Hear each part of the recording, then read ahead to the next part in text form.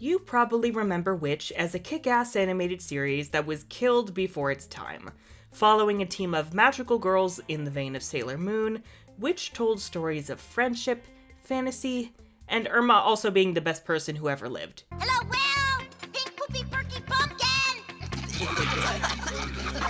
Everything she says ages like wine. Whenever you hear discourse of W.I.T.C.H, it's usually about how Disney was awful for refusing to continue it for a clearly foreshadowed third season, how underrated it was, and also the occasional jab at Winx Club because, as I have said many times, magical girl shows just aren't allowed to coexist, I guess. The tiny me who wrote crossover fanfiction of Winx and W.I.T.C.H is now currently hiding in the trenches trying not to get hit with a fire arrow. So today we're going to be exploring the history of the W.I.T.C.H franchise and what happened to it. Cool? Cool.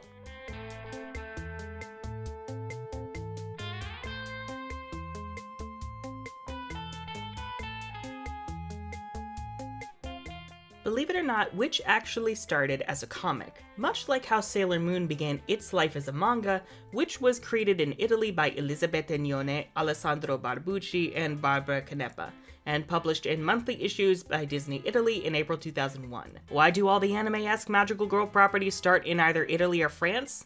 No one is sure, but we thank them for their service nonetheless. Bellissimo. Look, I'm Italian trash. Let me be proud of one Italian achievement. Siamo un cacchio di caos. And you can tell that's true because our word for chaos sounds like cows. The harbingers of the end. The story follows 5 teenage girls: Will Vandam, Irma Lair, Tarani Cook, Cornelia Hale, and Haylin. To no one's surprise, these girls have been chosen as the new Guardians of the Veil, protectors of the known worlds who each wield one of the 4 classical elements. Irma gets water, Tarani gets fire, Cornelia gets earth, and Haylin gets air. What about Will? Well, she gets... Yeah, no one knows what she was saying back then. More on her powers later. In the first story arc, the girls discover a parallel world known as Meridian. For all the comic nerds, yes, I'm aware that in the comics, the world is called Metamor, while the city itself is called Meridian. But most people here don't care about the trivial stuff, so... F in the chat for the super nerds. As it turns out, their friend Elion is the long-lost princess of Meridian, whose brother Phobos is trying to hunt her down and take her power so that he can expand his tyranny across the entire universe.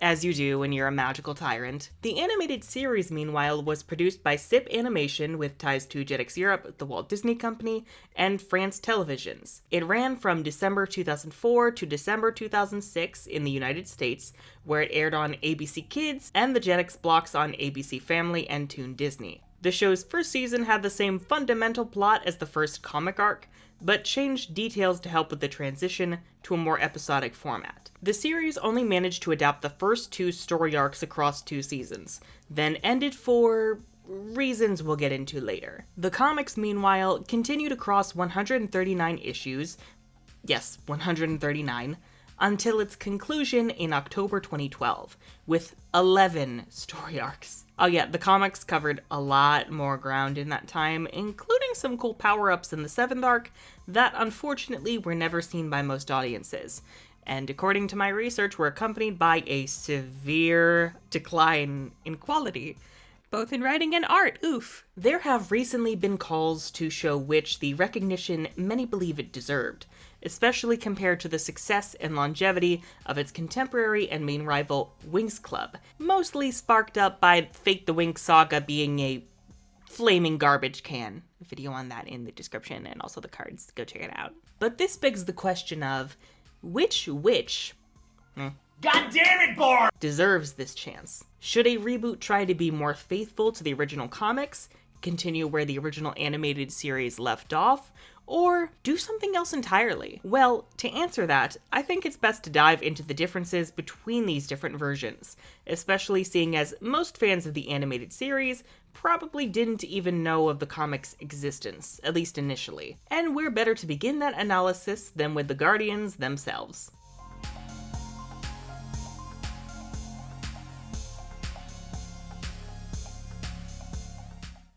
Haylin changed the least through the adaptation. In both versions, she's the fun-loving little cinnamon roll who practically embodies innocence. She's also an art nerd who loves painting and especially coming up with new fashion designs. The fashion aspect was really played up during the first season, along with her as one of the main sources of comic relief. Wait till you see him in his golf outfit.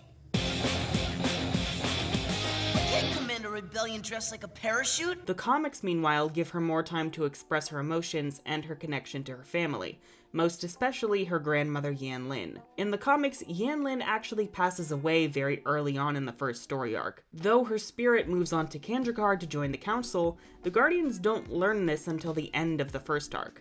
And there's even a funeral service for Yan Lin that, oh, it hits, fam. It could be argued that the death was cut out to keep the tone light, but come on, y'all, it's Disney. They love wrecking our hearts with death. I would say it's more likely that Yan Lin was kept around so that the group could have a mentor figure to keep their goals clear. I'll talk about this more in the plot section, but the girls are basically left to their own devices in the comics to figure out what's going on, while in the show they're given a very clear mission from day one and continually informed. Whichever approach is better is up to preference, but to keep that predicament of the weak structure going, it helped to keep Yan Lin around as the girl's guide.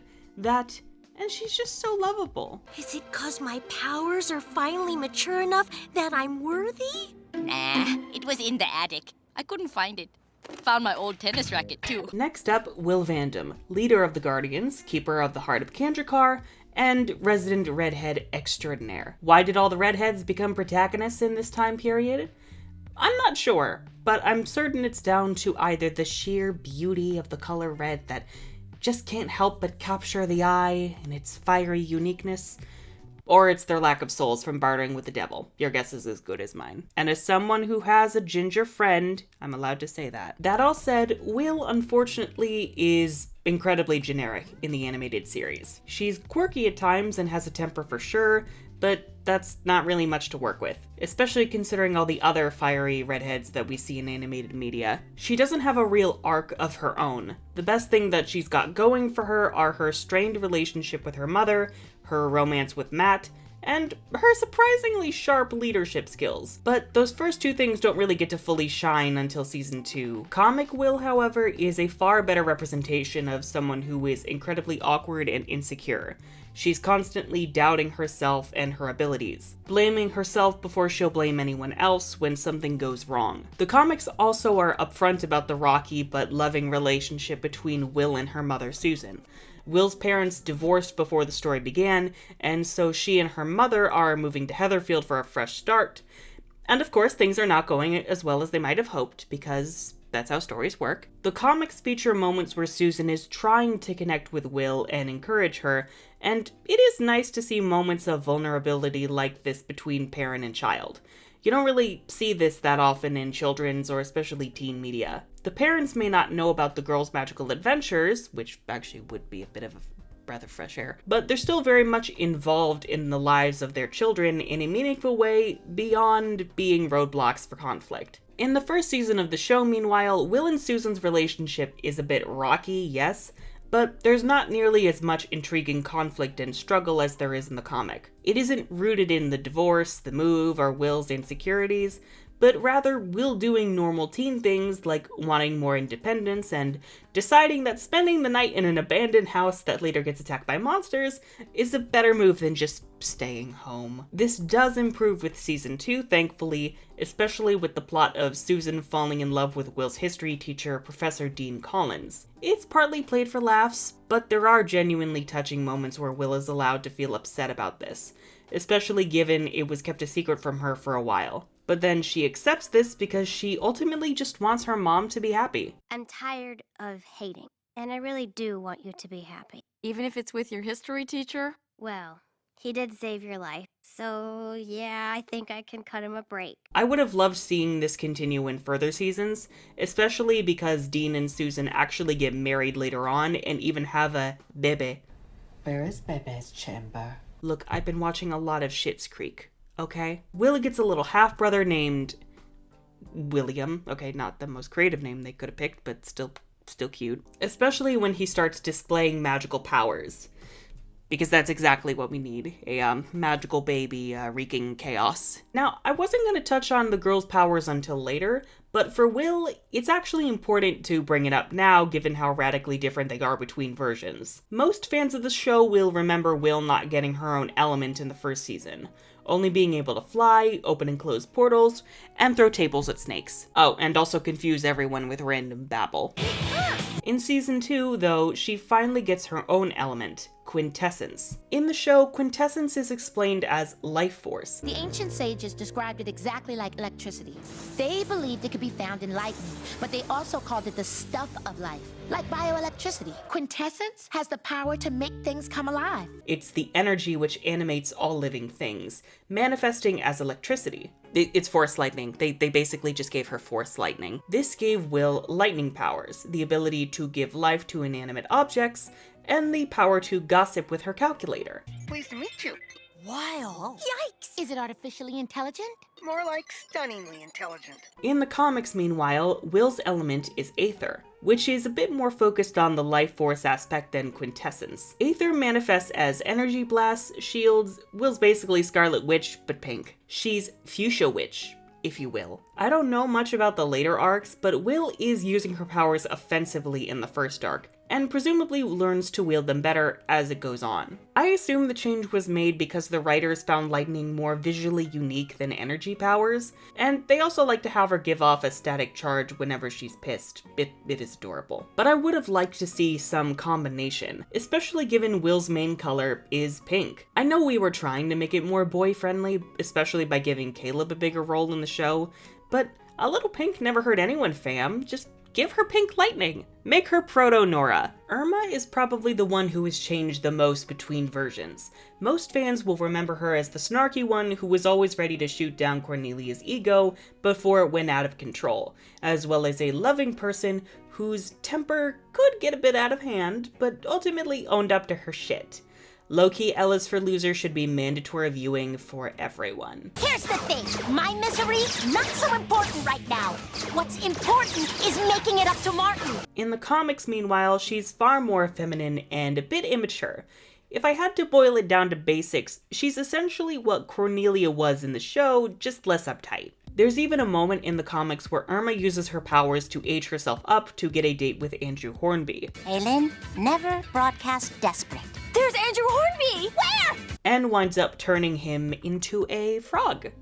Oops. Like Sailor Mars between the original Sailor Moon manga and the 90s anime, Show Irma and Comic Irma are essentially two different characters.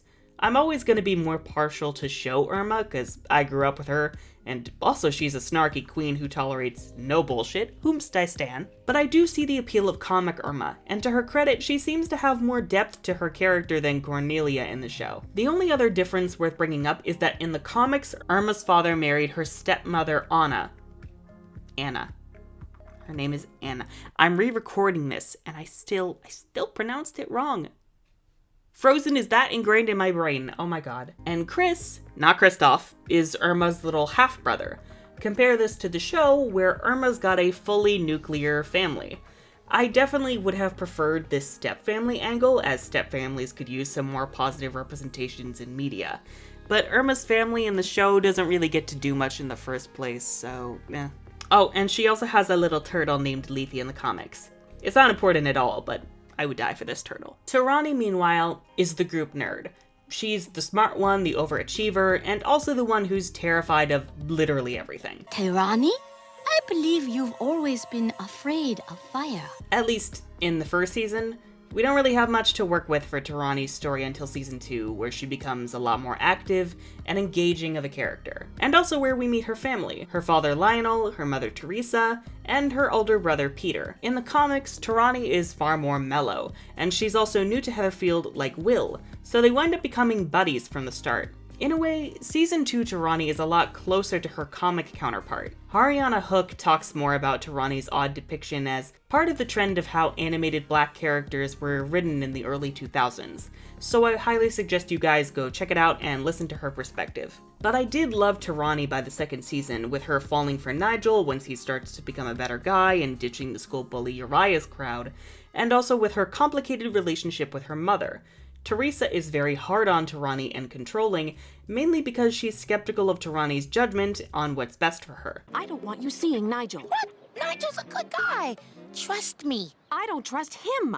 And your judgment is clearly suspect. He was tagging your initials. This could have been explored given Teresa is a judge, and especially being married to a black man like Lionel, she would be aware of how the criminal justice system is systemically racist, putting someone like Tarani at greater risk of being put in harm's way, while a white kid like Nigel could basically just get away with this scot-free. But those discussions were not as prominent back in the early 2000s, and it would be best to leave telling those stories to marginalized creators who know and experience this day in and day out. And finally, Cornelia. As I mentioned earlier, Comic Irma had a lot of show Cornelia's traits as the feminine, immature member of the group who doesn't really know when to stop talking. Phobos has escaped. You have to get back here. Not that I wouldn't love to be fighting evil right now.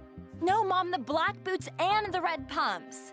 But I'm like a billion miles away. Comic Cornelia, by comparison, was the most mature member of the group. She was popular, but she also stood up for the underdog, and was basically the group mom. She's a nurturer, which is in line with her element as Earth, compared to Show Cornelia, who is absolutely disgusted by her element.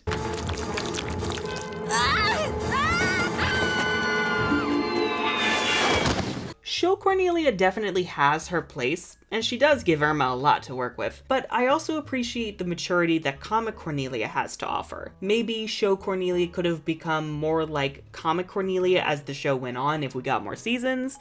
Who knows? Interesting to note, Cornelia and Caleb's relationship is very different between the versions. We'll get to Caleb later, but these two are a hot mess in the show, but ultimately endgame. I wanna be your endgame, I wanna be your first string. In the comics, meanwhile, well, Cornelia has weird premonition dreams about Caleb before they even meet, and then when they do meet, they're suddenly in love and they rush a romance. But later on, after some drama and flower death, she moves on to Tarani's brother Peter, and they're adorable! So overall, the girls are very different between the versions. It seems a lot of these changes were to make them either more engaging in the show, or to give them more interesting dynamics with each other. There's depth to each girl that's missing, unfortunately, but I would say, solely for the sake of Show Irma, it was worth it. Who? Us? But I thought... You are now the guardians of the infinite dimensions. Does that come with a raise?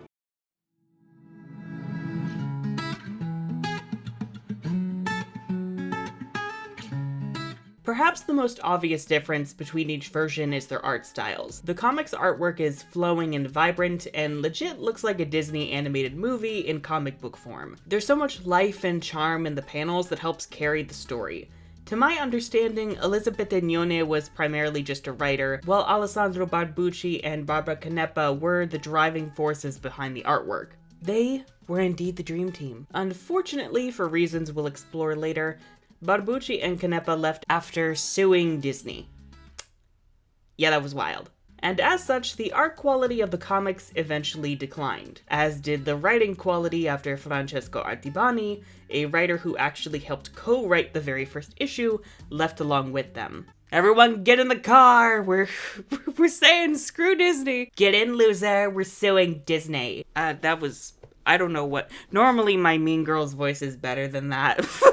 Wow, okay. The show, meanwhile, went for a more anime-esque aesthetic with sharper angles and more muted colors, presumably to make the animation process easier, to appeal to boys, because apparently vibrant colors are gay or something. And also because, well, I like to think the creators also knew anime was on the rise, and it was only a matter of time until it was fucking everywhere. Which was correct. I prefer the aesthetic of the early comics, but the show's artwork is still really good and gets the job done. And I do actually prefer the design of certain environments in the show, like Phobos' version of Meridian. I mean, just look at this castle. Someone give that architect an award.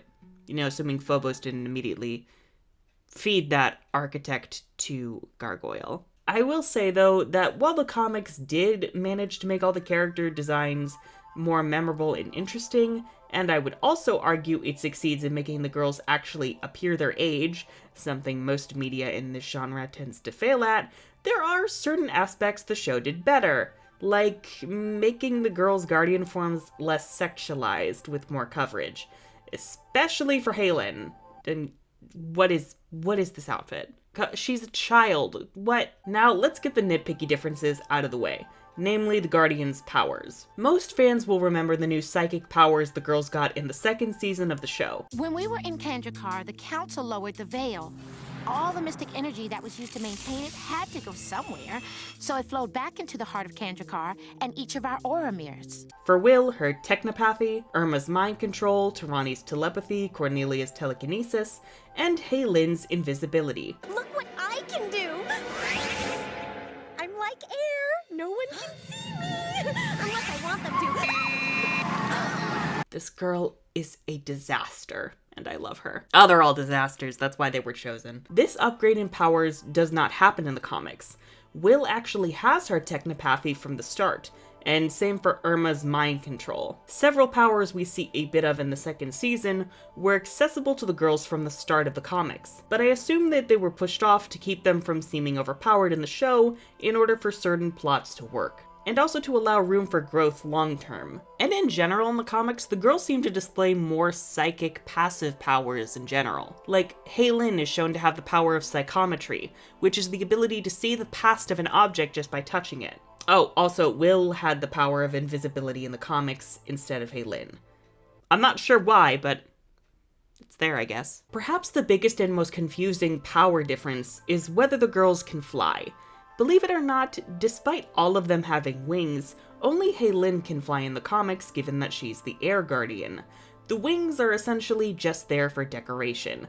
Compare this to the show, where everyone can fly, it's just that Halen is the best at it. We've got wings! They can't be wings. If they were wings when we went like this, we'd... Which makes infinitely more sense, and also opens the door for more engaging fight scenes and makes traversing both worlds easier. In terms of plot, the first season is generally the same as the first story arc. The fantastical world of Meridian has been taken over by the evil Prince Phobos and was quarantined... accidental COVID jokes to cope with the world still being on fire. By the Veil. Neither version seems really consistent on whether Phobos and the Veil have always existed, or whether they're just both recent incidents, but... Anyway, the Veil is crumbling at the seams because of budgetary cuts at Kandrakar, and now the new Guardians must seal those openings, called portals, before evil oozes through and our world somehow gets worse. In the comics, there are said to be only 12 portals, whereas in the show, the portals pop up all the time whenever the plot demands it to make episodic plots easier. Most of Season 1 follows episodic misadventures where the girls see a problem, then do their job as interdimensional janitors as best they can. Can we keep it? Oh, sure! Let's be guardians of the veil and raise a wild, slimy, invisible pig! One of the key differences in these plots, aside from structure, is the role of Elion. In both stories, Phobos is searching for his long-lost sister, who was taken to Earth when she was born to keep Phobos from stealing her powers, breaking through the veil completely, and conquering the universe.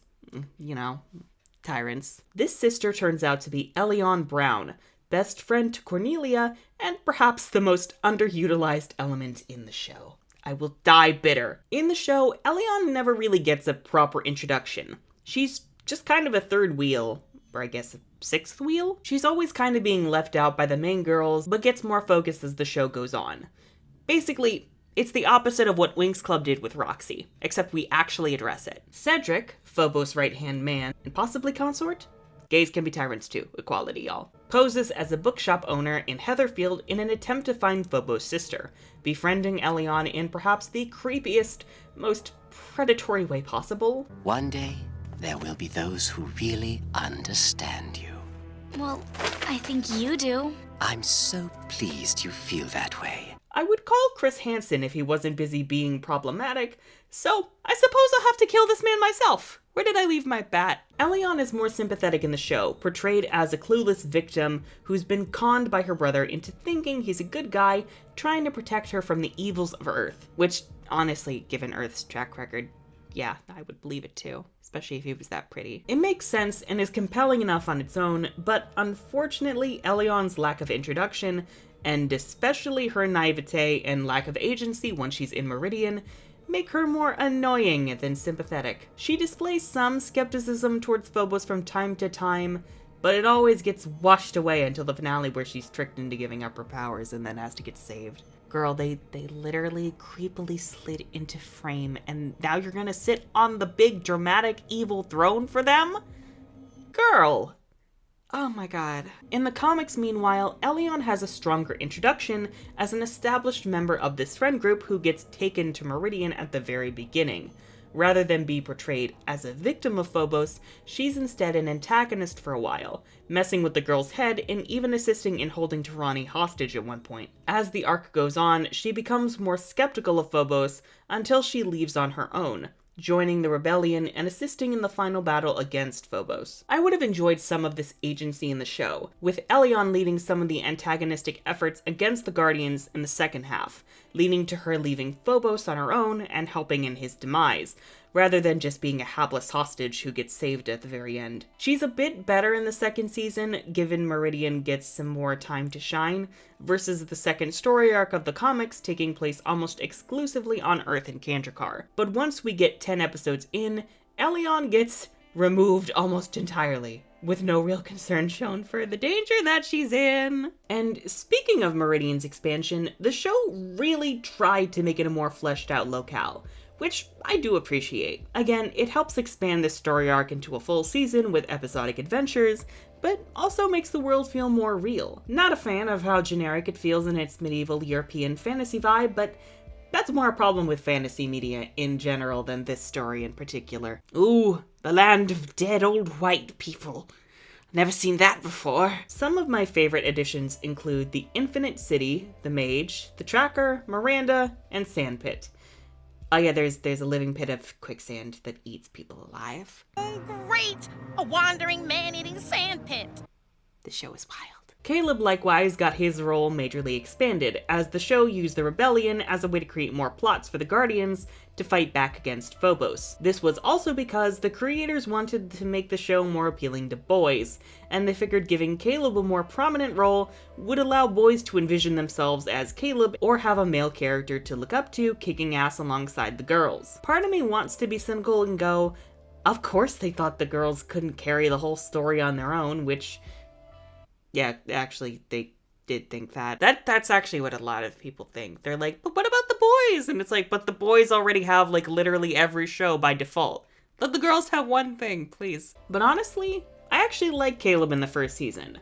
Aside from the casual sexism, of course. Tell the men to stay strong, and the women not to worry. You're telling me that the patriarchy exists in Meridian too? In a world that has historically been ruled by matriarchs until Phobos usurped the throne like a dick? I'm just so tired of the binary gender system existing as a default in every fantasy world. I mean, I get it. It was more necessary for this time period in particular, but we have moved past it. Destroy it. Get creative, people. Go wild. In any case, Caleb helps give the Guardians a more tangible connection to the stakes in Meridian, along with some cliche but admittedly cute how do Earth people work humor. It's by the second season that the show really has no clue what to do with him though. We'll get to that once we talk about the other addition the show made. Blunk. What is that? For finding cute boys.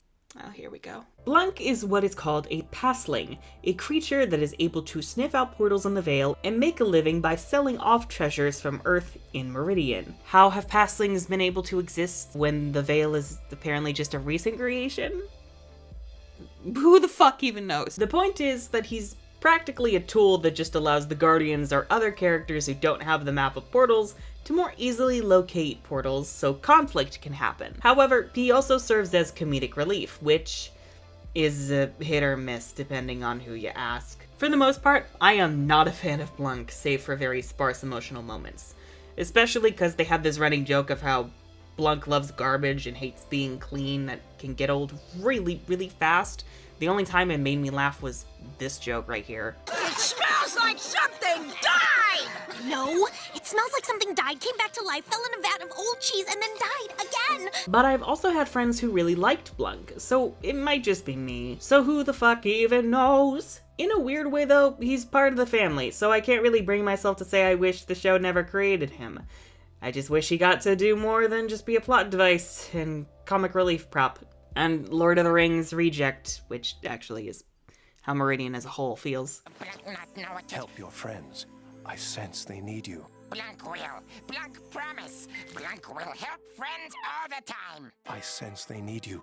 Now. Back to Caleb though, his story is actually quite different between versions. In the show, he was born to the previous rebellion leader, who we have to save later in the first season. Who's his mother?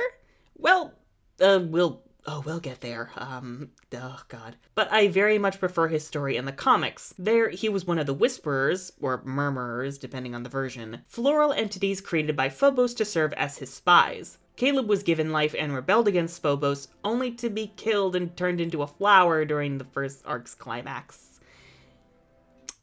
F in the chat. F for flower. The disrespect. Can't even put flowers on his grave. What are you gonna do? Put a flower on the grave of a flower? That's like putting a corpse on the grave of someone. Oh my god. What the fuck? This actually serves as a huge conflict at the start of the second arc. Caleb being a flower. I mean, not like the disrespect I just uttered. Making Cornelia quit the Guardians and try to desperately bring him back. In the process, Caleb winds up becoming an Ultramere, an entity composed of all 5 elements, which awakens the big bad of the second arc, Nerissa. And yes, the comics have a different definition of Ultramere from the show, although now I'm remembering H is for hunted and I'm gonna cry. F in the chat for Alt Will, she deserved better. Better than dead flower boy! I'm not as familiar with Caleb's role from here on in the comics, but he seems to serve as a supporting character from Kandrakar from time to time, and maybe even has a romance with Elion after he and Cornelia break up? I mean, I gotta admit, it does seem cute. A little weird, but okay. In the comics, meanwhile, Caleb is actually the son of Nerissa. That weirdo laugh again. Ooh, that sounds like Lion King. Nerissa. Ooh. Nerissa had escaped her prison before the show even began, posing as several different people on Meridian and planting the seeds for her eventual conquest once Phobos was overthrown. I love basically all these changes, as they make Nerissa a far more calculating, intimidating villain who's been plotting in the shadows this entire time. The one change I'm not too keen of, however, is her posing as the mage, and having Caleb with his father. But why? They try to spin it as Nerissa giving the rebellion a future leader with Caleb, but they never really have Nerissa manipulating Caleb in the first season to lead him towards toppling Phobos. It's usually just, "Oh, I'm the mage. Here's some advice. Now get out." It feels like a last-minute addition to keep Caleb relevant and make Nerissa seem even more calculating, which we didn't need this, but okay. Did I win a prize, Ma? Baby needs a spanking. Caleb feels so unnecessary in the second season once the first 10 episodes are up. They keep him around given he's the only male character that the boys can latch onto once Matt's out of the picture, and also because they want to keep his romance with Cornelia going. But personally, I never found his inclusion to add much to the story of Season 2. That said, God, I love Season 2. Okay, this video is not about my love of Season 2, but I have to say I vastly prefer the second season to the second story arc. This is how you radically change a story through adaptation, and wind up making it better. As for the first season, I'd say both have their strengths and weaknesses, with the comics doing a better job at selling Elion's character and giving us gorgeous artwork, but the show being more enjoyable and streamlined overall. Personally, I'll probably always pick the show, which is one of the few cases of an adaptation being superior to the original in my book. But goddamn do I wish the show had the comics art style.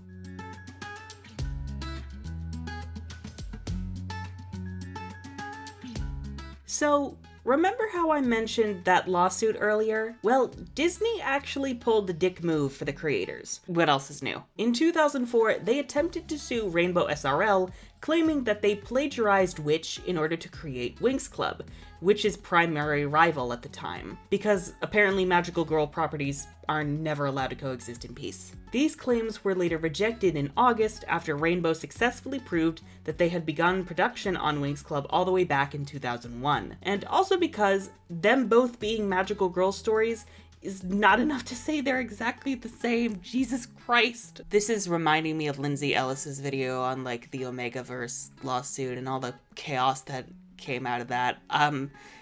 I'll link those, but it's, copyright is wild. The creators of which were not particularly happy about this, understandably. Canepa and Barbucci tried to sue Disney for the rights to Witch, so that they could continue publishing the series on their own, with co-writer Artibani as a witness. And because the world is a cruel, horrible, awful place where good goes to die, Disney won. Yona remained on board with the project, while the others cut ties with Disney completely. This little rebellious trio actually went on to work with Rainbow, all working together to create Monster Allergy in 2006. So, the Witch franchise is basically stuck in legal limbo, with most of the comic creators having left the original comic only 3 years in, which does explain the heavy recycling of villains of Cedric and Phobos in the 4th and 5th story arcs. The show, meanwhile, didn't seem to hit it off with audiences as Disney hoped, and while there were indeed plans to adapt the 3rd story arc into a full season, a lack of serious interest from both writers and investors meant that it was probably best to end the project on a good note. And that is definitely a shame, because the show writers actually managed to make a project that was both significantly different from the source material and damn good. Even better in some aspects. If I had to explain my own perspective as to why Witch didn't catch on like Winx Club, I think it mainly boils down to aesthetics. Although distribution was certainly a factor. You're gonna put it on frickin' Toon Disney?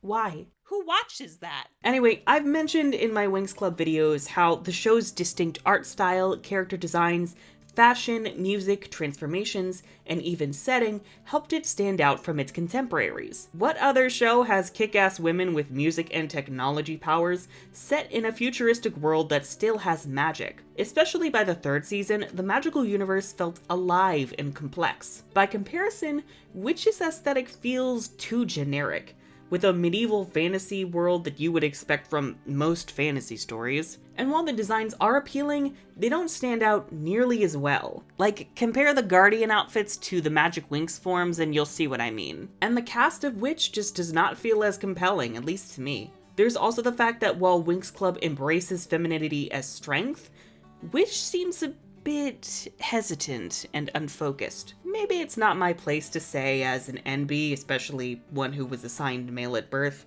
but whenever people talk about these two properties, they tend to talk about how they prefer Witch not being overly girly, as though something being more feminine makes it inherently bad or shallow. I think this need to appeal to boys, though, through the art style, writing, and character writing, does make it harder to tell who Witch is for, versus something like Winx, which has an incredibly strong identity and is never afraid to embrace its femininity, much like its magical girl predecessor Sailor Moon. I mean, even the 90s anime feels more weirdly feminine than Witch. That's not to knock Witch's approach, especially given the show, from my research, had a whole male production team, including a director who was surprised he was just given the role given there were other directors who knew the property better and were more interested. This has given me Munehisa Sakai flashbacks from my Sailor Moon Crystal video, jeez. But to their credit, they did deliver a genuinely good product. I just also think that their biases as cishet male creators making a show about young women kinda shows. So, yeah, that's the general story of Witch in a nutshell. I really enjoy it, and I most certainly love the show for its writing, but I'm also not surprised that it faded into obscurity over time, especially given how Disney burned its creators and drove them off. So, while there have been calls to revive the show, I don't think just picking up right where the old series left off would be the right move. Nor am I suggesting a live-action reboot. Please, God, no. Please just keep it animated. Please, let things be animated. Please? But I also would not want a one-to-one recreation of the comics, as not only did the comics have their own shortcomings and eventual decline, but we've seen through things like Sailor Moon Crystal that those types of reboots are a hot mess. I'd personally prefer a reboot more in the vein of She-Ra and the Princesses of Power, I need to talk about that more. Oh my god. Something directed primarily by women and marginalized folks who understand the characters' backgrounds firsthand and giving them free reign with the source material to tell new stories. Though I would also like to see the vibrant magical girl art style of the comics kept intact, at least in some way. Just please don't sexualize the girls. Please don't do that. Please? Anyways, if you enjoyed this video and would like to see more content like this from me, then be sure to not only subscribe to the channel, but also to ring that bell for notifications because YouTube hates creators. I cannot say it enough. And if you're willing and able, please consider supporting myself and the channel over on Patreon for early videos, video scripts, and access to the private Union of War Discord server. I'm the Unicorn of War, and... No, I still don't know what she's saying here. We never will. Fuck, that was a pun. May this follow us to our fucking graves.